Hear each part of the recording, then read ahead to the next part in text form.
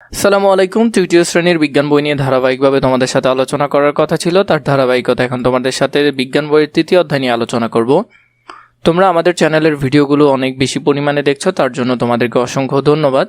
সুস্বাস্থ্যের জন্য খাদ্য, আমরা এই অধ্যায়টি বিস্তারিত জানব, ছক সমাধান সহ অনুশীলন সমাধান ধারাবাহিকভাবে দেখব। প্রতিদিন আমরা নানা রকম খাদ্য খেয়ে থাকি। এই খাদ্যগুলো আমরা কেন খাই? খাদ্য আমাদের কি কাজে লাগে? আমাদের খাদ্যগুলো কোথা থেকে আসে? চলো খাদ্য সম্পর্কে জানার চেষ্টা করি। একে, খাদ্যের উৎস। উৎস মানে খাদ্য কোথা থেকে আসে, আমরা কোথা থেকে খাদ্য পাই। কাজ, খাদ্যের উৎস খুঁজে বের করা। যা করতে হবে: একে, খাতায় ডান পাশে ছকের মতো একটি ছক তৈরি করি। দুয়ে, নিচের খাবারের ছবিগুলো দেখি। তিনে, খাবারগুলোর উৎস মানে কোথা থেকে এগুলো পাই অনুসারে ছকে লিখি। চারে, খাদ্যের উৎসগুলো নিয়ে সহপাঠীদের সঙ্গে আলোচনা করি। উদ্ভিদ থেকে পাওয়া খাদ্য কোনগুলো? এখানে নিচের মধ্যে প্রাণী থেকে পাওয়া খাদ্য কোনগুলো?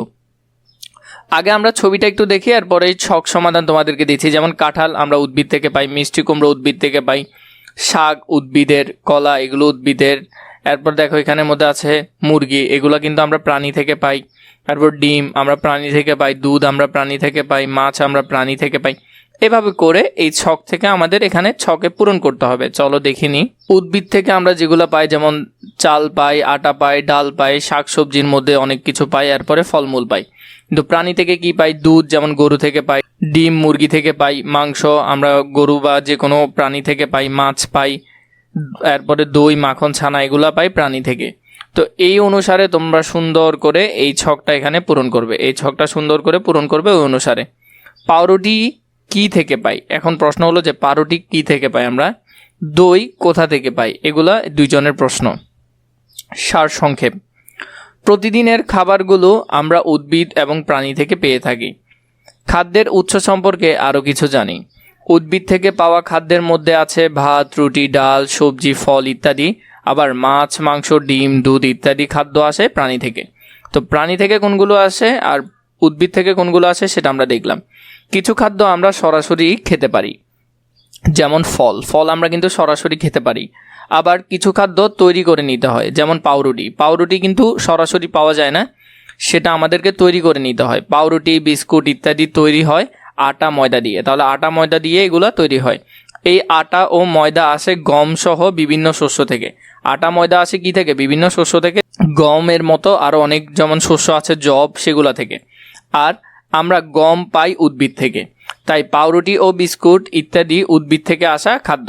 তাহলে পাউরুটি এবং বিস্কুট কোথা থেকে আসে? ইনডিরেক্টলি উদ্ভিদ থেকে আসে। সেটাকে আমরা উদ্ভিদের বিভিন্ন বস্তু নিয়ে আমরা সেটাকে প্রক্রিয়াকরণের মাধ্যমে পাউরুটির মতো তৈরি করি।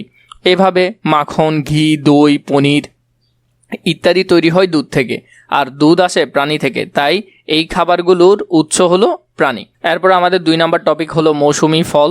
আমাদের দেশে সারা বছরেই নানান স্বাদের ফল পাওয়া যায়। ফল স্বাস্থ্যের জন্য অনেক উপকারী। বিভিন্ন ঋতুতে পাওয়া ফলগুলো নানা রকম রোগ ব্যাধি প্রতিরোধে আমাদের সাহায্য করে। আমাদের দেশে বিভিন্ন ঋতুতে কি কি ফল পাওয়া যায়? কাজ, ঋতুভেদে ফলের শ্রেণীকরণ করা। এরপরে হলো যা করতে হবে: প্রথমত, খাতায় নিচের ছকের মতো একটি ছক তৈরি করি। গ্রীষ্মকালীন ফল, শীতকালীন ফল এবং 12 মাসি ফল। তা আমরা এই ছকটা আগে একটু পুরোটা দেখে নিই। যেমন গ্রীষ্মকালীন ফল কি কি আছে? আম, কাঁঠাল, লিচু, তরমুজ, জাম, এগুলো হলো গ্রীষ্মকালীন ফল। শীতকালীনের মধ্যে আছে কমলা, আপেল, আঙ্গুর, মাল্টা, বরই এগুলা। 12 মাসি ফলের মধ্যে আছে কলা, পেয়ারা, পেঁপে, নারকেল, লেবু এগুলো। এরপরে 2 যদি আমরা দেখি, নিচের ছবির ফলগুলোকে গ্রীষ্মকালীন, শীতকালীন এবং 12 মাসি এই 3টি দলে ভাগ করতে আমাদেরকে বলেছে। এখানে যে ফলগুলো ছিল এগুলাই কিন্তু আমরা এই অনুসারে লিখলাম। এখানের মধ্যে গ্রীষ্মকালীনগুলো আমরা লিখেছি, কোনগুলো আছে শীতকালীনগুলো লিখেছি এবং 12 মাসিগুলো লিখেছি। এইখানের মধ্যে ফলগুলো আছে সেগুলো থেকে আমরা বাছাই করেছি।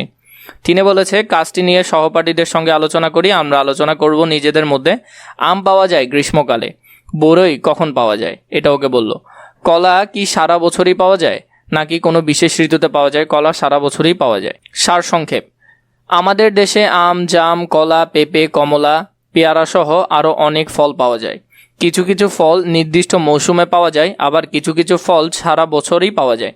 বিভিন্ন ঋতুর ফল সম্পর্কে আরও কিছু জানি। আমাদের দেশে পাওয়া ফলগুলোকে গ্রীষ্মকালীন, শীতকালীন এবং 12 মাসে এই 3টি ভাগে ভাগ করা যায়। কয়টি ভাগে? 3টি ভাগে। গ্রীষ্মকালে আমাদের দেশে যে ফলগুলো পাওয়া যায়, গ্রীষ্মকালে ফলের মধ্যে রয়েছে আম, জাম, কাঁঠাল, বেল, তরমুজ, লিচু, তাল, পেয়ারা, আমড়া, জাম্বুরা, আনারস, লটকন, জামরুল ইত্যাদি। তো এই গ্রীষ্মকালে কী কী ফল পাওয়া যায় এগুলো একটু দেখবে এবং সব ফলই খাওয়ার চেষ্টা করবে। শীতকালীন যে ফলগুলো আছে এর মধ্যে শীতকালীনের মধ্যে রয়েছে বরই, কমলা, আম, লৌকি, জলপাই ইত্যাদি। 12 মাসি ফলের মধ্যে রয়েছে আমাদের 12 মাসি যে ফলগুলো আছে পেঁপে, নারকেল ইত্যাদি। কলাও 12 মাসি ফল। এই ফলগুলো সারা বছরই কম বেশি পাওয়া যায়। এখানে কলা নামটা আসেনি, কলাও দিতে পারবে। তো আশা করি এতটুকু পর্যন্ত তোমরা ভালো করে বুঝেছো।